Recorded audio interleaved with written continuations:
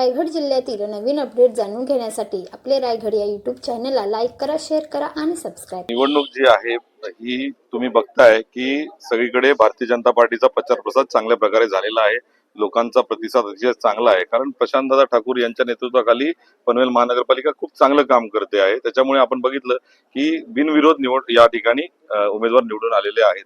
आम्हाला देखील तसाच प्रतिसाद सर्व शहरी भागात तसा आलेला आहे, गावात भागात पण तसाच प्रतिसाद आमच्यापर्यंत येतोय. आमचे कार्यालय त्या ठिकाणी सुरू होत आहेत आणि त्याच्यामुळे विकास आमच्याकडे जसा सर्वदूर चालू आहे. सिमेंट काँक्रीटचे रस्ते सगळीकडे होत आहेत, गटारे नाले सगळीकडे चांगले होत आहेत, गार्डन या ठिकाणी चांगले होत आहेत. तसेच इतर ज्या ठिकाणी जे राहिलेले आहेत ते देखील चांगले होतील. आमच्या अगोदरचे जे नगरसेवक होते, आम्हाला नव्याने संधी दिली असं तुम्ही जे सांगताय, आमच्या अगोदरचे जे नगरसेवक होते त्यांनी देखील चांगलं काम केलंय आणि त्यांच्या कामाची पुण्याई देखील आम्हाला या ठिकाणी लाभेल.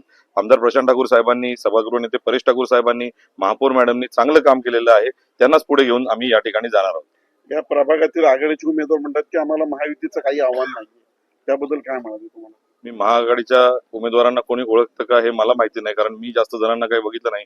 आम्ही जर बघू, चारही उमेदवार जे आहेत हे समाजकारणात काम केलेलं आहे, मी काम केलेलं आहे. त्याची पोचपावती माझ्या पत्नीला तिकीट देऊन पक्षाने दिलेली आहे. सारिका भगत मॅडम एवढ्या कार्यरत आहेत. इक्बाल काझी साहेब गेले अनेक वर्ष समाजात काम करतात, समाजात रुजलेले लोक आहेत.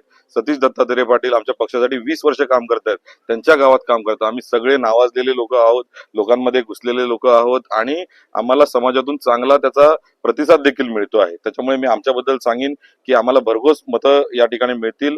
याचं रूपांतर आशीर्वादाच्या रूपाने आम्हाला भरघोस मतांमध्ये याचं रूपांतर होईल आणि चांगला प्रतिसाद आम्हाला या ठिकाणी लाभतोय. मतदारांना काय आव्हान कराल तुम्ही? मतदारांना हेच विनंती करणार की जे आहे तुम्ही 15 तारखेला निघा आणि जास्तीत जास्त वोटिंग करा.